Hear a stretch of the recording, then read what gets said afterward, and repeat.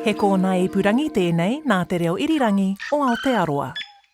Kia ora, this podcast contains kōrero around mental health and depression, and it might not be suitable for everyone. Take care when listening.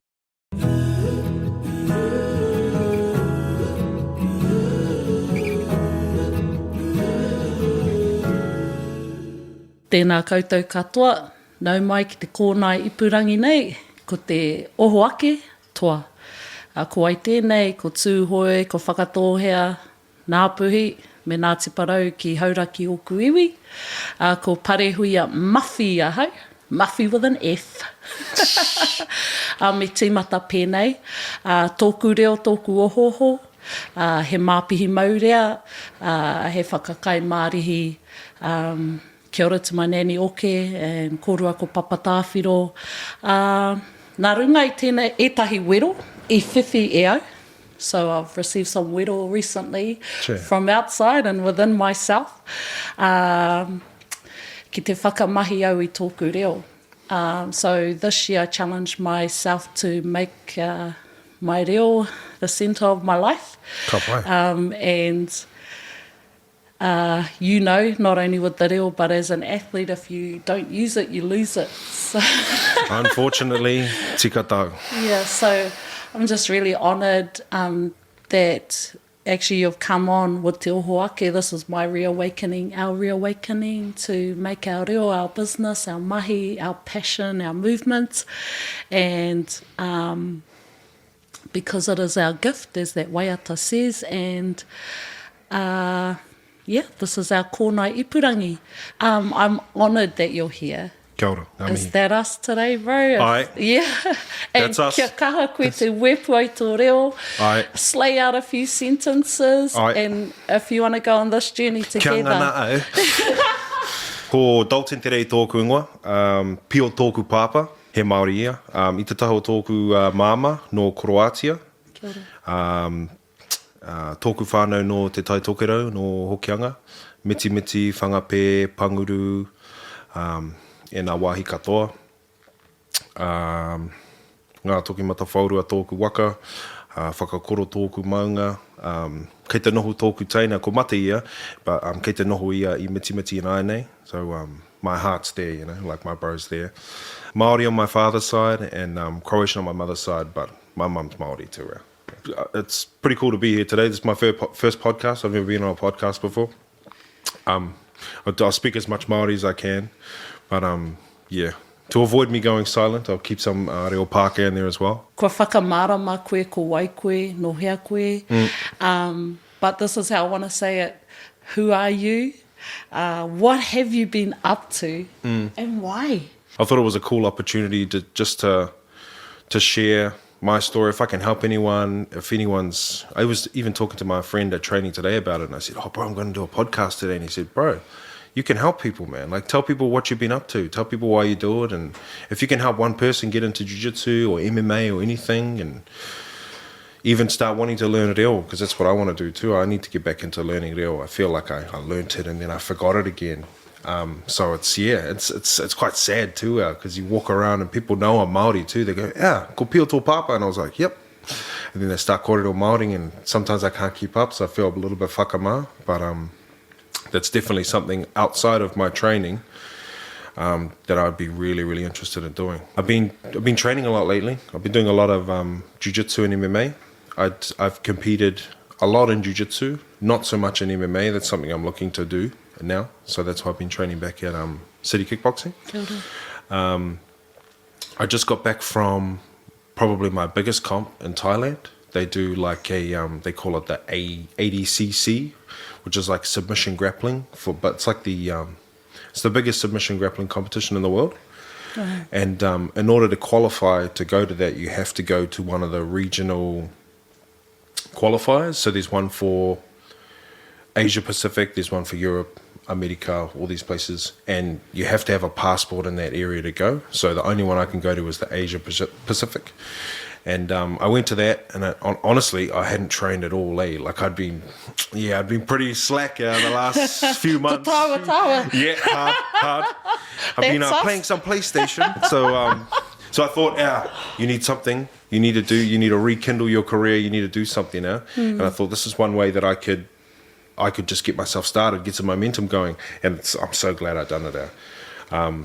I didn't win. I got second, but I'm the only New Zealander, only New Zealand-based athlete to even medal at that level of competition. So having my mates there as well, supporting me. Some of my mates competed as well. They did really good. None of them got on the podium this time, but at least one of us did. So lots of training, more MMA stuff recently now I've been up to. I'm looking at getting some more fights, hopefully this year, if not next year. Just got to get my weight down. He tino mahi te rane. Oh, aye. Cutting weight. Mahi kai. Mahi kai ai. Tērā te mea nui. You can run all you want to, but if you keep eating McDonald's. Kua mātaki au I tō whānau runga I te whakata. Ia te wā, kei te whakarite rātou te tēpu kai, Ai. and maha te kai, Ai. te hae hākari nui o ātāhua ra wātu. Ai, tērā te mahi He o pērā tōku tō- māma nui hoa. Ai, ne. Not ne. dad. Nah. He's eating it, You'll see him eating food, never really doing any preparation. Ai, true. Ai. He tino te kana tērā, te kai I roto I tō whānau. Ai, he nui. Always whenever someone comes around, always going to be huge kai on. And always got brought up with wherever you go, bro, you take something, whether it's a loaf of bread, a bottle of juice, whatever it is, you take something. That's your mana. Always got brought up Māori. Reo wasn't huge in our house. My dad spoke reo, but he was always working a lot too. Like provider, he's a big provider. Kia ora. So I think it's become more, the ownership is on us as kids to learn our reo. One of my uncles does, shout out Scotty Morrison, he does, he writes these puka, Aye. and I've got them at home and I use them. But the thing about reo is that you need to speak it all the time. Like you can do all the exercises you want in the book, but if you're not quartering with someone else in Māori, it just never gets that flow. Yeah. Like I know what you're saying, but I can't really respond. Te mohi o koe ki te whai kōrero? Te tau parapara? Not Where really. kua mai? Not Do really. a little one. I know you know how Really? to sing. Go, have a little go. Like a tau parapara. Anything. Okay, let's have a jam. Pa mai tō reo aroha, ki te aha, ki te pā, oho ki anga. Era mea. Wow! O whakamā o mataku rānei. Ne pāna ki te reo. Ki oku whakaaro, ko Pio Terei tōku pāpa, right? So, ki ngā whakaaro o ngā tāngata katoa Māori, I ki te rātou I ahau, bro, ka tae koe te kōrero Māori, ko Pio tō pāpa. It's like, oh, yeah, sort of. Like it's a bit of like an expectation kind of thing. Like one, he Māori ahau, and my dad's Māori, and everyone knows my dad's Māori too. It's a bit of like an expectation for me to know how to speak Māori. And I've always felt that pressure, like, even growing up, oh man, I better say something in Māori, because I should already know this. I should already have this. I am Māori. And I grew up, like, I went to St. Peter's, and a lot of my friends were islanders. So they kōrero Hāmoa, kōrero Tonga. They all knew how to speak their language, and I thought that was awesome. And they're like, you're Māori, yeah, you speak Māori? And I was like, oh, like a little bit. They're like, hey.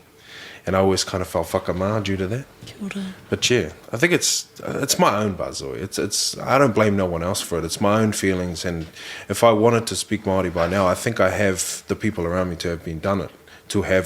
But I think it's more like a whakamā thing for me. Like, and I heard it. Uncle Scotty said it a couple of times. He said it's a weird thing, bro, to grow up as a minority in your own country and not know the language that we are, that makes us who we are. Like, oh, you're Māori? Yeah, mean, you sing Māori songs, you do kapaka, but you don't speak the language. I te nuinga o te wā, ko te mahi o te toa, mena he toa koe I roto I te aoha kina, ka kawe koe I wena taumata ki roto I tō ao katoa. So, yeah, I have high standards and expectations, and I don't like sucking at anything, everything. But Aye. I thought I'd just lay that there. What do you reckon? Same. I don't like being being like in Jiu Jitsu they have like belts, right? Kia ora. I don't like being a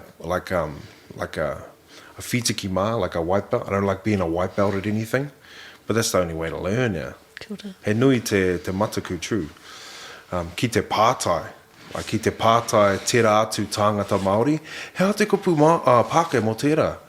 And they go, oh, yeah. And it's not their fault. Like, I would love to speak Māori. I think all Māori should speak Māori, but it's a big expectation, you know, after everything that's happened, like, to rekindle that. And there's a lot of that, there's a lot of emotional stuff involved, eh? I try and ignore it too. I'll be like, no, it's not useful, or I don't use it. I'll just go to training and I'll just do my fighting stuff. And it's like, yeah. I shy away from it. That's my thing. Ko au te mate, like it's me.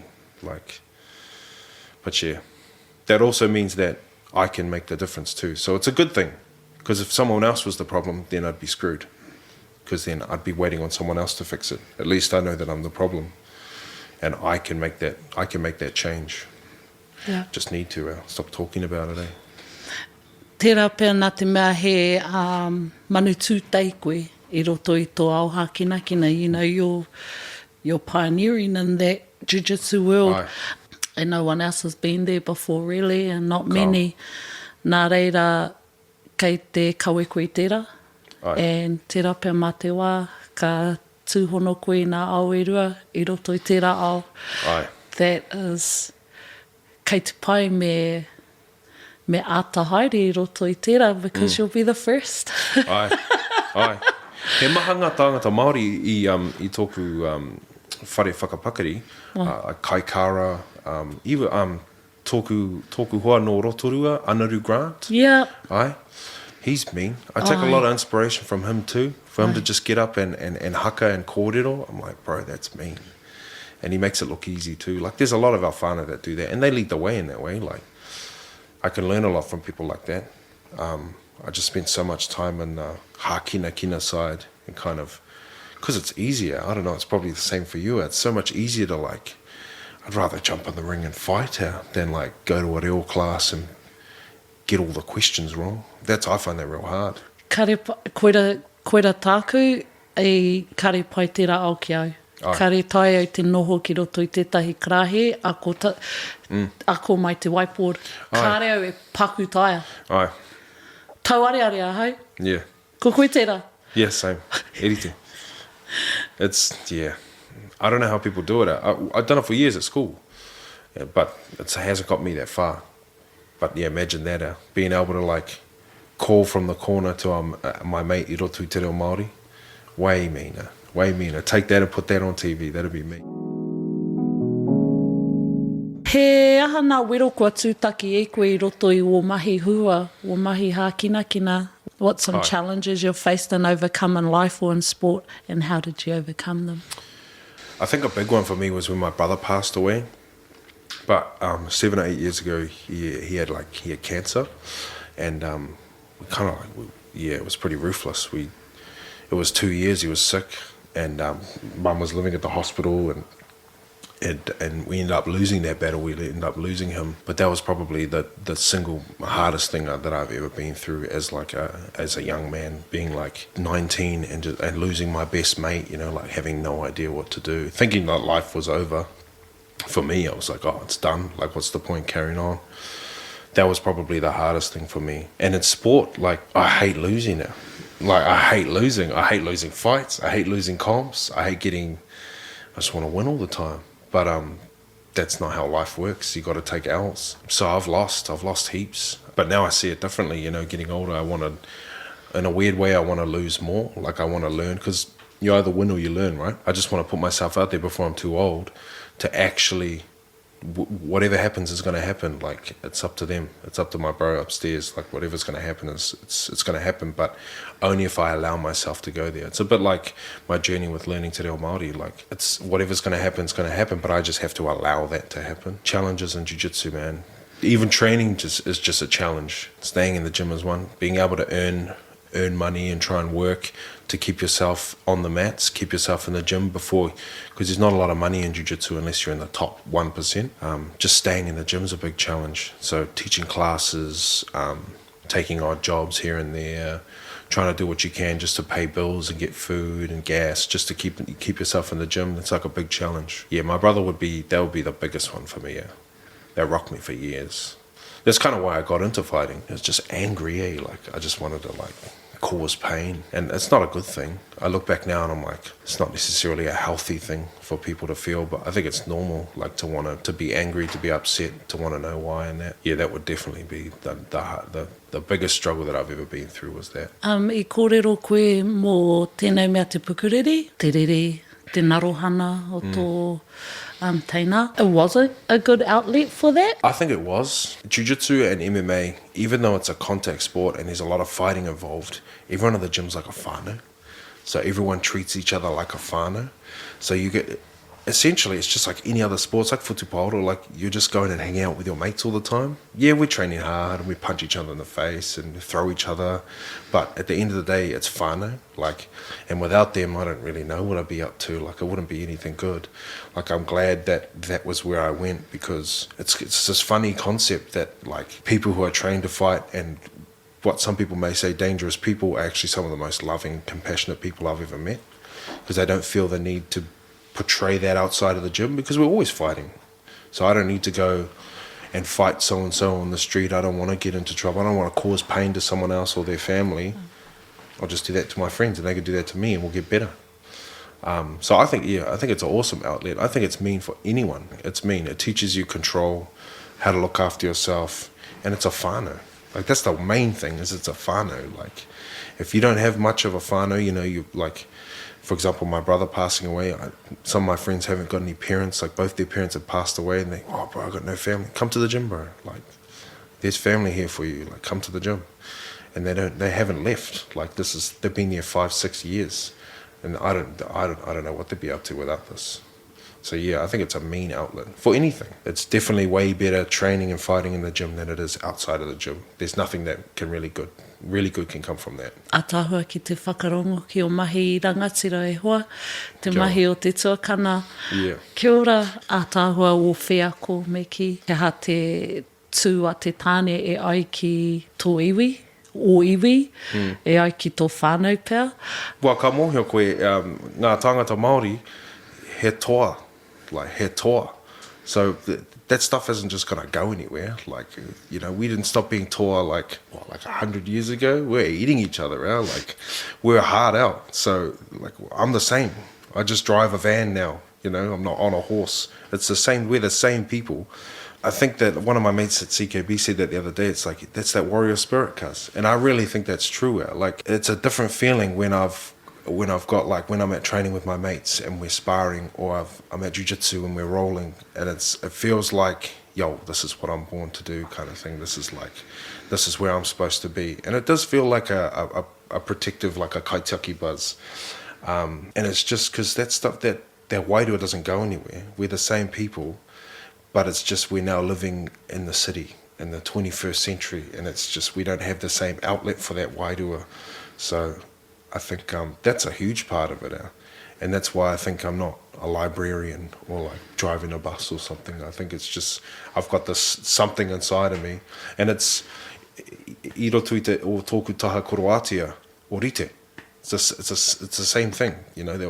There were civil wars there like 20-30 years ago. These people have been fighting for years, but tōku taha Māori, we're fighters there. We always have been, always will be. I think that's a huge part of it. I think that's why I get that connection when I'm training, when I'm fighting and competing, and that's something I draw on as well. Like, I always karakia before I get on the mats, before I fight. Just something smaller, mihi ki tātua, kia ora. Like something tiny, just to connect me. Even when I was like in Thailand, like I'm ages away from Aotearoa, and it feels like I'm ages away from my family. But at the same time, as soon as I mihi, boom, I'm back. And I'm on the mats and we're on, kind of thing. And it's the same for kickboxing, for MMA, for anything. It's that warrior spirit, I reckon. Like, I'm not going out there to hurt the other person intentionally. Like, it's just a game we play. Like, I still pray for him. It's me or you, bro. I'd started jiu-jitsu before my brother passed. And my parents put us into martial arts when we were kids. So we'd done like jiu-jitsu since we were maybe 8 or 9 years old. Me, my younger brother who's passed, and my older brother, Haki, as well. We'd all done jiu-jitsu, kickboxing, a bit of boxing, everything. So when my brother had passed, I had been training the whole time, full time. And it was almost like everything else had, when he passed, everything else had died. Like, our family became kind of fragmented. Like, we all loved each other, but we all went almost our separate ways. It was just too difficult to kind of deal with, so we just did our own things. My older brother, ended up going up north and doing his own thing, working. My dad kept working. We all love each other and there to support each other, but we dealt with it in like very different ways. I just poured myself into training. And I kind of didn't lift my head for like 5 years. Like, I didn't cry like most of the tangi, and then like 5 years after, it's like it all like came like flooding out because I'd ignored it for ages. It's like that stuff doesn't go away. I think it was because it was either that or I was going to pull myself into something negative, drinking and all that kind of stuff. And I think that was available to me at the same time. So I didn't want to get into that kind of thing. So I thought, man, you're either training or you're going the other way. Because at that point, my mind was crazy. Like, I didn't really care if I lived or died. Like, because that was my best mate, my little brother. Like, it was the one dude I had to look after, and couldn't really look after him because he died. So, like, for me, it was like, I don't really care if I die. So I'll just train. I'll just train hard. I'll just fight, whatever. That was difficult, though. Like, I look back now and I'm like, I did not see myself, like, trying to be a fighter. I thought I was going to go to uni and do all these other things, and then plans changed big time. Yeah. Like, we same primary school, same high school and everything, and I was like the bigger brother, so I was like supposed to look after him. So it was like a sense of failure when he died, that kind of thing. Yeah, it's a weird buzz to deal with. And I know my mum and dad felt the same, because they're kaitiaki for him too. They're his legal guardians. So I know that they felt like they failed. But it's a weird pill to swallow, when like the doctors would tell you, like, no, we can't do nothing. Just sit here and watch it happen, It's buzzy. Te rā pia koira te whawhai nui, Ai, koira te ahi. Yeah, because people know who the old man is. And he's a good dude, man. I got a good dad, I'm lucky. I'm grateful for the whānau I got. We had a great upbringing. But there is, and I don't know if it's me or if it is other people. I think it is me, but it could be all sorts of stuff. But there's like a feeling of expectation for me to be a certain type of Māori. Like, bro, why don't you got any tattoos? Or why don't you speak this? Or have you been to Matatini? And all the sorts of stuff that I've heard, that I've grown up with. And what do you mean you don't know where this place is? And haven't you been here, bro? And I'm just like, no, bro, I don't. Like, I haven't. Like, it's just not what I've done. It's not what I know. And it was always difficult, like, not speaking fluent te reo Māori, only knowing the bare basics, and even having like Pākehā people speak to me in Māori, and I'm like, hey, that's buzzy here. Like, you feel whakamā. Yeah, there's just like, you just feel like embarrassed. You feel like, man, I should know this. And I know bits and pieces about our past and like why stamped out of us. Like, it's not as easy as you should know this. Having whānau who are Māori and people know you're Māori, I feel the expectation. And I don't think it is other people. I think it is my insecurities of me wanting to, I want to be that. I want to know that. But then also, like we talked about before, like not doing anything about it. Like, actually, it's up to me to learn, but I haven't been strong enough or in a position or in a place for me to like rise above that and actually start learning. And I hear about it heaps too, people saying like learning te reo is a journey, bro. And even shout out Uncle Scotty again, he said a couple of times, he's like, bro, it's actually easy for non-Māori to learn Māori, because there's no emotion involved. There's just a language to them. It's not just a language to you, bro. It's not just a language. It's like, it's everything. It's everything. It's like when I talk to my nan, it's who we are. It's the whole thing. I think learning another language would be easy. Learning Mandarin would be easy. I whai au tētahi huarahi, he māmahau, whiwhi tamariki te tau, tekau matoru taku tau, I te tau I mua I tērā, I Wikitoria hau, I te Hong Kong Sevens. Yo. I whai a hau tōku huarahi, nā te mea he toa hau I roto I tērā ao. Ai. And ki oku nei whakaaro, he pukenga Māori tērā, he huarahi Māori tērā. e hara ia hau wasn't my fault that on that journey there wasn't any whare wānanga that but goddamn, like I hear that in your journey as a toa. I hear that in our natural environment. We followed that, and when we're ready, we'll do that other stuff. I think it's holding me back, like it's a big piece of me that like I just want to be able to speak Māori. It's simple. I just want to be able to like speak to my own family in Māori. I think it'd be like a big weight off my shoulders, I'll sit here and say that now, and then I'll go to the gym tomorrow, like I find it real hard. I do find it hard.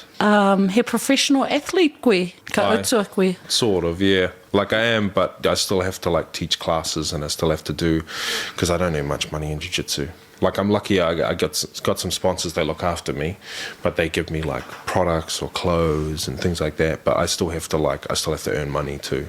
I'm not at a position where I can support myself completely off training, but that's the goal. Yeah, Jiu Jitsu's a funny one. You can be like the best in New Zealand and like top 20 in the world, and you're broke. That's a big challenge, is earning as well as doing your sport. Like so a lot of my friends live in the gym, like they'll stay in the gym, or they'll like sleep in their car and train at the gym. Like this is what they've had to do to get to where they are. And some of these people are like world beaters now. Like props to them. Like they done what they needed to do. But that's a big part of it. That's a big challenge is fueling your training financially. I'm lucky too. Like my parents have looked after me too. Like I've been allowed to stay with them and train and just, to pay here and there if I can, like that kind of stuff. Like I've got a lot of support around me. But yeah, that's a big challenge, is the financial side. Not comparing it to other sports, but maybe if you looked at like if you played soccer in Europe or something and you were one of the best in the country, I think you might not have to worry about a job. That's just the nature of the game. Kei te pērā tonu ki rā wāhi, ahua pōhara me ki te rā ao a te jiu-jitsu o te rā ao ha kina ki Aotearoa. He pērā ki rā wāhi, taia koe te whiwhi pūtea ki rā wāhi or overseas? America's big. America's got heaps of money. Australia's got a big jiu-jitsu community. There's a couple shows and promotions which offer money to go over and fight. I've been approached by them before as well. It's not huge money, but they will look after you. They'll support you. Been more as of recently, like since maybe getting my black belt a couple of years ago, I've been more interested in going back into MMA and having a go. I've got a lot of friends who I train with at City Kickboxing who are really, really, really amazing, and they're like doing huge things. And it's pretty inspirational just to be around them. There's opportunities in Europe and America and Australia, and there's money there too, but it's quite small. Like you do have to be the best of the best. And I'm kind of choosing, do I want to do the jiu-jitsu thing or do I want to do MMA? Because I'm kind of at an age and a point where I'm like, bro, you can't do both anymore. Because I was kind of like, for lack of a better term, half-assing one or the other. So I'm leaning more towards the MMA side while I've still got some youth in me. A big goal of mine would to be have my own gym. I even wanted to learn te reo Māori to the point where I could teach Jiu-Jitsu Irotu te reo Māori to everyone. That would be like a mean thing to have. And I'd just teach normal classes Irotu te reo Pākehā. It'd be awesome to be able to teach Jiu-Jitsu Irotu te reo Māori. That would be mean. Like I think, and I know one of my bros in Rotorua, he does that too. I look at him like, bro, that's mean. That's sick as. I would like to do that too here. But that would be another longer term goal. And there's that whole journey of getting my head around learning te reo Māori and sucking at something for ages. Ātāhua tērā. Yeah. Brad in them, so we're from Opotiki. And Brad is in Whakatane, Brad Cora. Oh, yo. Yeah. I haven't met Brad, but I know of him. I love Cora. I love Cora, yeah. And ko Takutane, Maka, Mawhi. I haere kia Brad kia whiwhi ai tana about, so he does jiu-jitsu and he was like golden gloves at school and stuff. Tell me what Tongan is, are they? Is it a boxer? Tongans are fighters, yeah, right. They know what they're doing now. Hilda. And so i te kāinga, ko te tōku cousin, my first cousin, started our Ōmaramutu Jiu-Jitsu Club. Ahua ori te kia koe, and just you reminded me of where he was at about 5 years ago, and he said, I'm on my beginning journey, I think.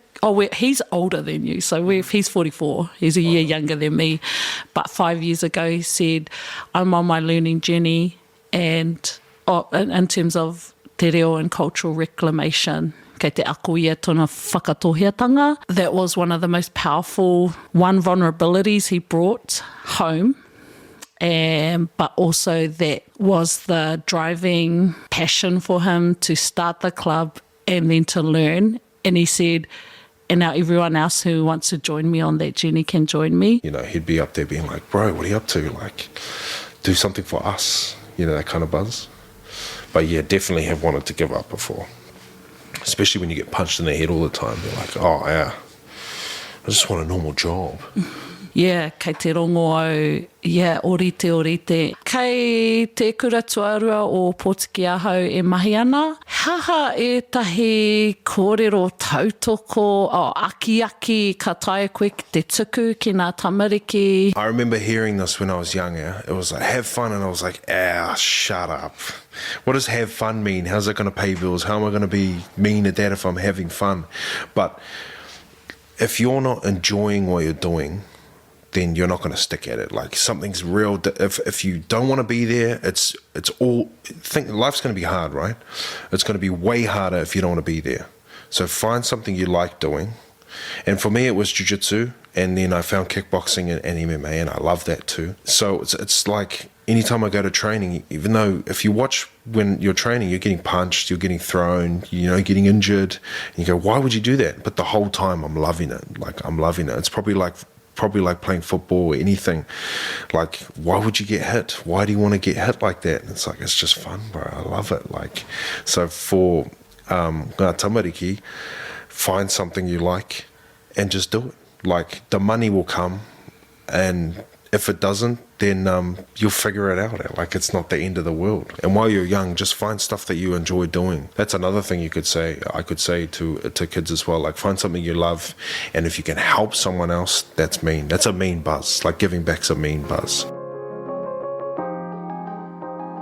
A tahua te whakarongo ki a koe, maha nā whakatau āki kua puta mai i tō kauhau, i roto i wo kōrero, he a tahua rawa atu, ka hoki waku mahara ki ngā pukenga, ki ngā mōteatea, ki ngā haka ao mātou tīpuna, kei te ora tonu i roto i a koe, so kei te tino hari koa, te nākau ki te i a koe, ki oku nei whakaro, me waiho tō mahi, hei kauhau moho, koira ki oku nei whakaro te tino toa o te toa, a tāhua. Thanks for listening to Te Oho Ake with Parihuia Mawhi and Dalton Terei. If you or someone you know needs to talk about any of the issues you've heard in this podcast, you can text or call Need to Talk on 1737, or you can text Lifeline on 4357, or give them a call on 0800 543 354.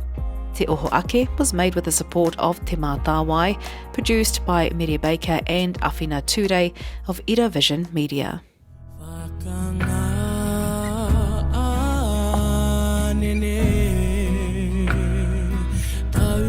Te Māori